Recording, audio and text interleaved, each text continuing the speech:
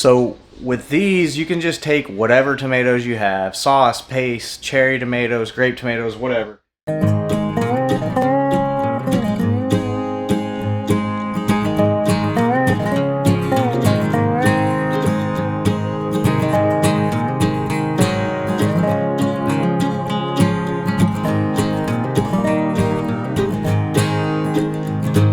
Hey guys, good morning. It's E here from Virginia Grace Living. So I was in the kitchen this morning starting to get some tomatoes ready to make some sauce, and I figured I might as well hit record on the camera and show you guys how I do it. Now, I'm no expert by any means, but this is the simple way that I do it that works into my schedule, because sauce making can be very time consuming. So I'm going to show you kind of a lazy, not really lazy, but a little bit different way to do it, and I find it very easy and something you can have going during the day, and then you just check on it periodically. So follow me inside and I'm going to show you how I do it. So I'm going to show you how I take these and turn them into these right here. So these are some really nice already seasoned flavored marinara or tomato sauce. You know, you can use it for spaghetti, making pizzas, different things like that. So the beautiful thing about the way that I do this is with these, you can just take whatever tomatoes you have, sauce, paste, cherry tomatoes, grape tomatoes, whatever. And I just kind of, once I have a good amount like this, I get them all rinsed up. And if they're cherry tomatoes and stuff like this, I just throw them in here whole. So I have a roasting pan right here. It's an electric, like turkey roasting pan type situation. So that's what I'm going to do with these. So if they're cherry tomatoes or grape tomatoes, just throw those in here whole. And then whenever we're cutting up, you know, our heirlooms, or if we have other types, we're going to kind of core these and then throw those in there. So, you know, some people may have an issue with having the peels and the seeds and all that good stuff in there. We personally don't care. You know, it's really not that big of a deal. There's nutrients and all that. So the way we do it, I mean, we cook it down for hours, and then I use the immersion blender, and you really don't even notice. But if that's your thing and you have a food mill and you want to do it that way, by all means, go ahead. This is not that method. This is the easy. I have a family of 6 with me included, dogs, animals, chickens. So this fits into my schedule. It tastes great. We all love it. So I'll just put that disclaimer there. If you're not into the seeds and that, then this may not be for you. But if you really don't care and, you know, you just want to make a quick tomato sauce that feeds your family, then go ahead and watch the rest of the video. So what we're going to do is we're going to go ahead and get these all washed up. Like I said, with the small tomatoes, you can just put those in there whole. And then the larger ones, we're going to get cored and put into the roasting pan. On your heirloom types, I'm going to go ahead and start coring these. Just get those, and then you can kind of cut it in half. Now, on some of these, you got all this crazy looking stuff. This is a Cherokee purple. They grow kind of crazy, so I'm just cutting out those big sore spots, I guess you could call them, or where they split from just cat facing. You know, just get the best and usable parts of your tomato and throw it in there. Some of this will go to the chickens. They'll appreciate it. It's a nice big Brandywine here.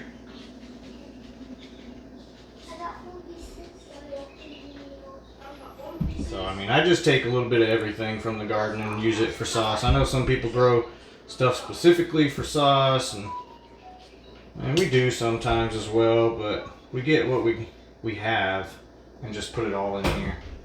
It makes a really tasty sauce also when you throw some of these heirlooms in there. They have a great flavor.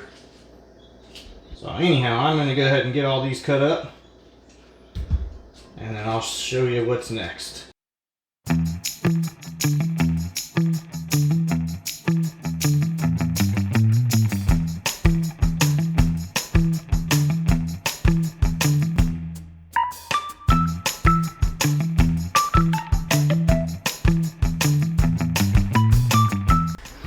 All right, so we got our roasting pan here. I mean, we could fit more in here, but that's all the tomatoes I have right now.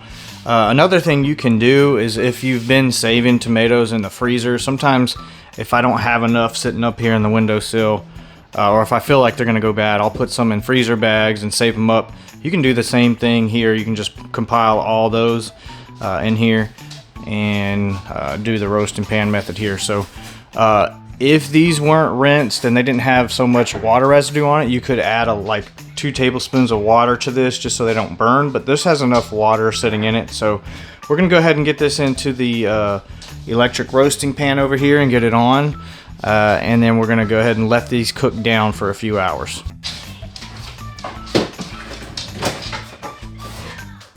Okay, let's get this bad boy plugged in. And we're just gonna put it on about 250 right now. And then we're gonna check back on this in about 2 hours. Just let it sit, and then we'll do some stirring. These tomatoes real quick. Give them a little stir here. Starting to get some juices released in here. So one of the things I do to help get these to cook down a little bit faster is I strain off some of the liquid. And you can either save that and make tomato juice, or you can discard it. That's completely up to you. But so what I do is I'm stirring these, kind of pushing them down a little bit, and then that liquid you can kind of take your ladle and get some of it in the corner, and I'll just save some of that in a mason jar over here. You can, like I said, that's up to you what you do with this. I have saved some before, or strained that and put the pulp back into the sauce here. But this is just going to help it kind of thicken up without having to cook down for days at a time, basically. Because I mean, that's one of the drawbacks of some of your other tomatoes that aren't made for sauce as much, as they do contain more liquid. So but you know, waste not, want not. Use what you got. Alright, so we're gonna let these cook down a little bit more.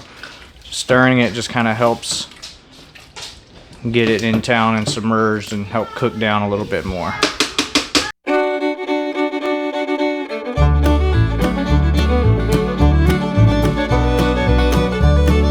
Alright, now at this point, you could actually take and can this up right now if you wanted to. If you're not trying to make, you know, like spaghetti sauce, if you just want to make crushed tomatoes for making chili or other dishes that call for crushed tomatoes, this would be perfect. Just like this, you just want to add in a little bit of citric acid, either lemon juice, like a tablespoon of lemon juice per quart, or however much citric acid you use. I just use lemon juice. You can salt it now if you want, or you can leave it as is. But we're going to let this cook down some more, and we're going to hit it with the immersion blender in a little bit. We'll be adding in onion and garlic and some spices and seasoning soon. But like I said, we're just going to let this cook down. At this point, if you want, you can leave the lid off for a little while and let that cook down and let it evaporate. We've gotten a lot of just the loose liquid out. Got these 2 jars here. I may or may not strain some of the pulp out of this. I may save it. I've saved it like that before and made Mexican rice and some other things. It's really good to do with that. So it's all up to you. It's your, you know, what do you want, what do you need? But at this point, we're gonna let this cook down with the lid off for a little while, and then we're gonna keep stirring it periodically. And in a few minutes, we'll be adding in some onion, garlic, and some seasonings. Cut up a bell pepper from the garden and 1 large onion. And then we're probably going to put about 5 or 6 cloves of garlic in there, maybe a whole head of garlic.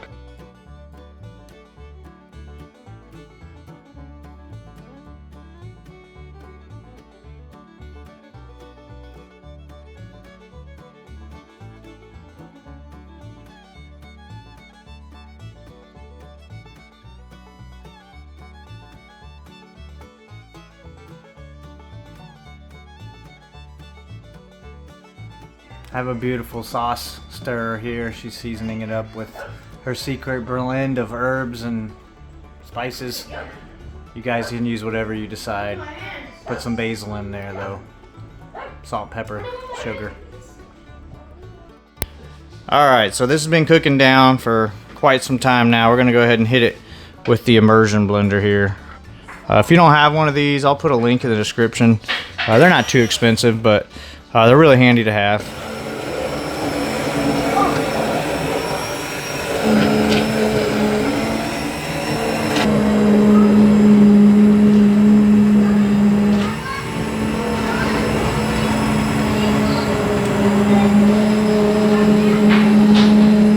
Alright, so we got it blended up. It's still a little loose for canning yet, so we're going to let this cook for a little while longer with the lid off and completely, and just let all that cook down and evaporate a little bit. Cooking dinner and doing a few other things still, so we got time. Like I said, this is definitely an all-day process, so don't start doing this if you think you only got about 2 or 3 hours. This is something you need to be able to do on the weekend probably, or a day off. But it smells really good,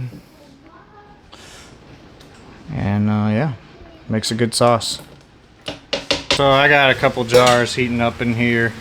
Well, some tomato juice too, so I didn't mention that, but you can, I actually strained and kept some of that liquid I was ladling off the top there, and made some tomato juice. So I got 1.5 quarts tomato juice. The rest of this is going to be the sauce that I've been cooking down over here. So we're going to get this. So this sauce over here that I've been cooking down now, I'm going to get ready to can this up. So follow along if you want to learn how to can some tomato sauce. So I put that up at an angle with a little Tupperware or a bowl so that it's easier to ladle this stuff out. But you got to be careful and make sure it doesn't slip off, because that would be a nightmare after all that hard work you just did. So getting some of these heated up, and the only reason I heat these up, it's not necessarily as much to sanitize it as just to heat the jars so they don't bust whenever you put them into hot boiling water, because I've had that happen, and that is also heartbreaking whenever you've been working on something all day and you put it in there and then it explodes. So we're heating them up just so that it's not such a shock to the jars once they hit that hot water. So nowadays, tomato sauce is not considered a high acid food, just because you don't, just the USDA or whoever, the ball canning, whoever came up with this safety guideline, I don't know, you don't know, there's a variable in the amount of acid in each tomato. So we don't know how much acid's in each tomato. You could technically check the pH if you wanted to, but just to be safe, we're going to add a tablespoon of lemon juice to each jar, and if it's a half pint, you can do a half tablespoon. So or you can do the citric acid powder if you prefer that. I just use the lemon juice. It's easier to find, it's cheaper. So we're gonna go ahead and do that. So 1 tablespoon per each jar, and then we're gonna go ahead and start filling these jars up and putting them in here to water bath can.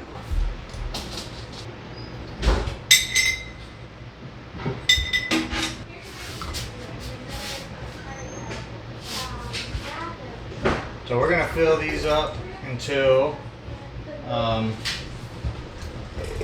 1/4 inch or so from the top headspace.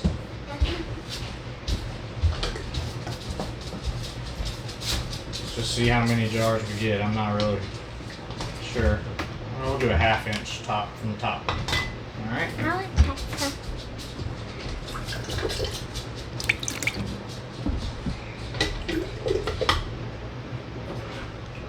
Alright, so we're going to go ahead and wipe that lid down before we put our rings on. Alright, we got some fresh new rings. And we're going to go finger tight on these, not super tight, just semi-snug.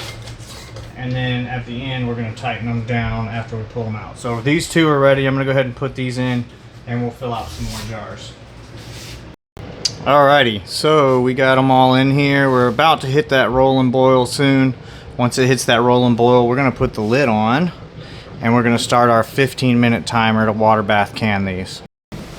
Alright, let's go ahead and put that on. To our timer. 1500, start. Once that timer goes off, I'm gonna shut the heat off, move the pot over and take the lid off and let that calm down for about 10 to 15 minutes before I take any jars out. All right.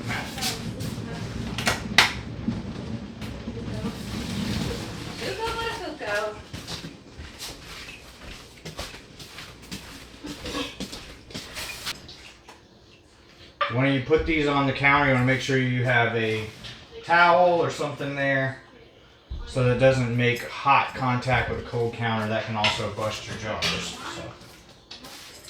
Put those juices.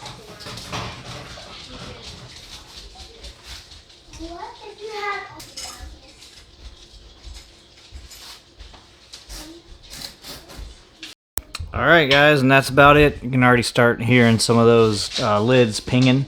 What we're going to do is just leave these overnight, let them cool, and then we're going to come check the seals in the morning. But that's it for now, guys. It is time consuming, but it is fairly easy. This is just the way I do it. I'm not saying this is the end all be all. I just figured I'd share my process with you guys so you could see another way to do it.